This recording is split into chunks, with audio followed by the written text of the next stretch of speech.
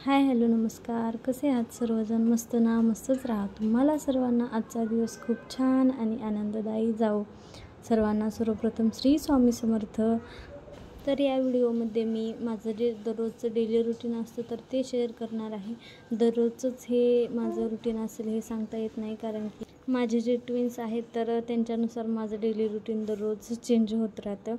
चॅनलवरती खूप दिवसानंतर मी लाँग व्हिडिओ अपलोड केलेला आहे, कारण दोघांमध्येच माझा पूर्ण वेळ जातो आणि व्हिडिओ शूट करायला काही वेळ मिळत नाही. व्हिडिओ शूट करायला जरी वेळ मिळाला तरी पण एडिट करायला काही तेवढा काही वेळ मिळत नाही. तर त्यामुळं मी लाँग व्हिडिओ चॅनलवरती अपलोड करत नव्हते. जसा मला वेळ भेटेल तसा मी व्हिडिओ एडिट करते आणि अपलोड करत राहते.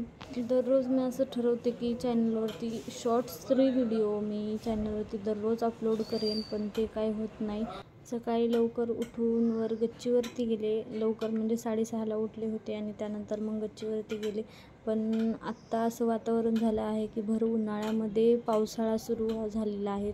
दोघेही आता 9 वाजेपर्यंत झोपतात, 8:30-9 वाजेपर्यंत झोपतात. तर त्यामुळे मी अगोदर आवरून घेते, जेवढं होईल तेवढं आवरते पटपट. तर सगळ्यात अगोदर उठून मी हॉल आवरते, कारण की ते दोघं उठल्याच्या नंतर दिवसभर हॉलमध्येच असतात. तर त्यामुळे हॉल आवरून घेते.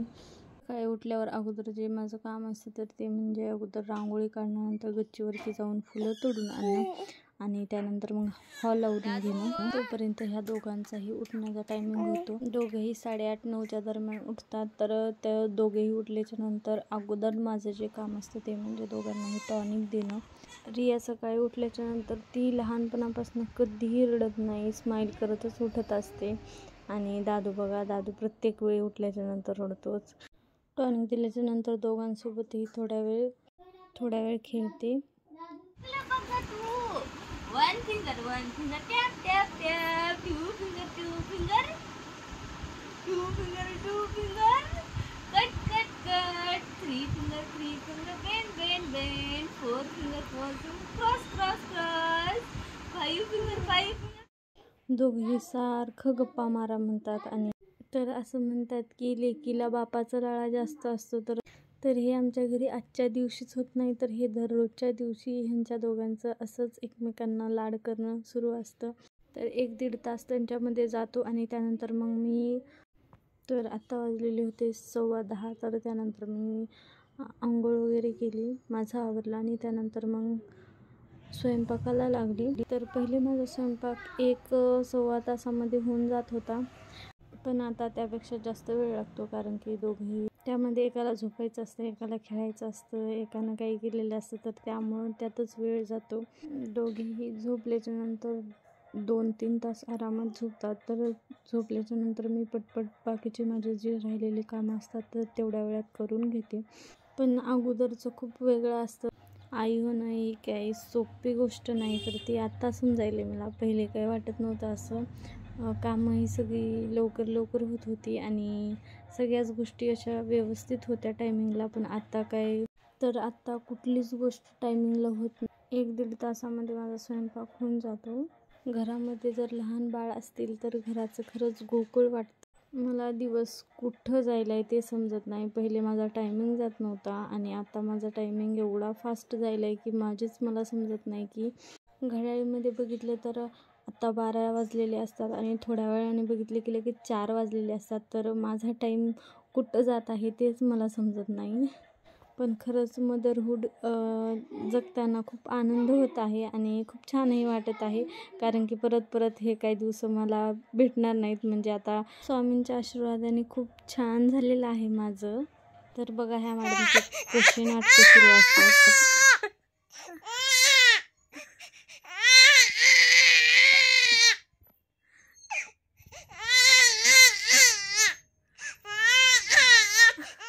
साडे 11 वाजता माझा स्वयंपाक झाला. त्यानंतर मग ह्या दोघांच्या अधूनमधून अशा करामती सुरूच राहतात. त्यानंतर मग लगेचच किचन काउंटर आवरून घेतलं. आणि मी दररोज स्वयंपाक झाल्याच्या नंतर म्हणजे पहिल्या व्हिडिओमध्ये जे आपले जुने सबस्क्रायबर आहेत तर त्यांना माहितीच असेल, पण जे नवीन सबस्क्राईब आहेत तर त्यांना हे माहिती नसेल.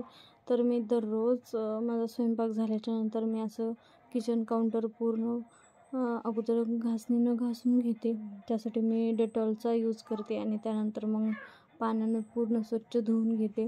ज्यावरच्या टाईल्स आहेत तर ते पहिले मी आठवड्यातून पूर्ण किचन क्लीन करत होते, आठवड्यातून एकदा तरी. पण आता काही आठवड्यातून एकदा होत नाही, तर 15 दिवसातून, महिन्यातून पूर्ण डीप क्लिनिंग करून घेत असते. तर दररोज मला कितीही काम असू द्या, पण मी किचन असं क्लीन दररोज करून घेत असते. कारण की एक दिवस जरी किचन क्लीन करून नाही घेतलं तर किचनला मुंग्या होतात. एकतर उन्हाळ्याचे दिवस सुरू आहेत आणि किडे पण होऊ शकतात. मला कामाला कितीही वेळ लागला तरी मी किचन काउंटर पूर्ण असं धुवून स्वच्छ करून ठेवते.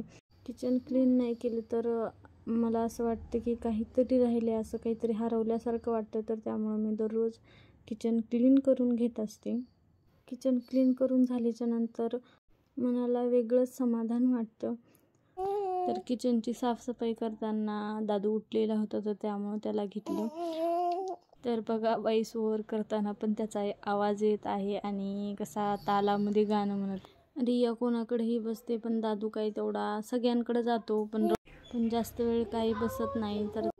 तर फायनली माझं किचन आवरून झालेलं आहे. तर बघा, असं किचन साफ स्वच्छ असेल तर आपल्याला नंतरचं काम करायला आळस येत नाही आणि मनाला असं छानही वाटतं. आणि आपल्या घरामध्ये कोणीही आलं तरी त्यांनाही बघायला छान वाटतं. तर त्यानंतर मग मी लगेच तिन्ही घराच्या फरशा पुसून घेतल्या. आमच्या इकडे फरशाच म्हणतात, काही ठिकाणी लादी म्हणतात. तर आम्ही मराठवाड्यामध्ये असल्यामुळं आमच्याकडं फरशीच म्हणतात. तर हे मी का सांगत आहे, कारण की अगोदरचे जे व्हिडिओ आहेत माझे, तर त्या व्हिडिओला कमेंट आल्या होत्या की फरशी नका म्हणू, लादी म्हणा. तर त्यामुळं या व्हिडिओमध्ये मी सांगत आहे की आमच्या इकडे फरशी मराठवाड्यामध्ये असल्यामुळं.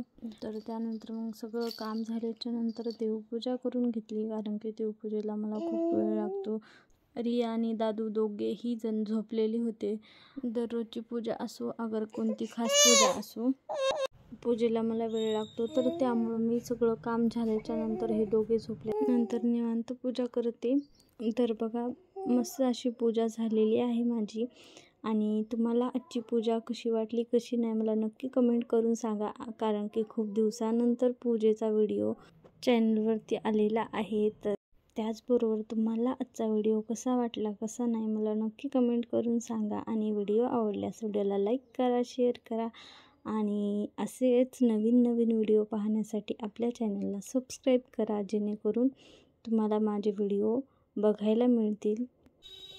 पूजा झाल्याच्या नंतर मग स्वामींना मुजरा केला आणि नंतर मग माझी जी राहिलेली कामं होते तर ती करून घेतली. तर रिया आणि दादू आत्ता काही 2.5-3 तास झोपी जातात निवांत आणि लवकर काही उठत नाही. तर त्यामुळं माझी सगळी कामं होऊन जातात. सकाळीच थोडं परेशान करतात, पण नंतर काही तेवढं परेशान करत नाही. स्वामींची आरती वगैरे झाली आणि त्यानंतर मग देवांना आरती दिली आणि स्वामींना मुजरा केला.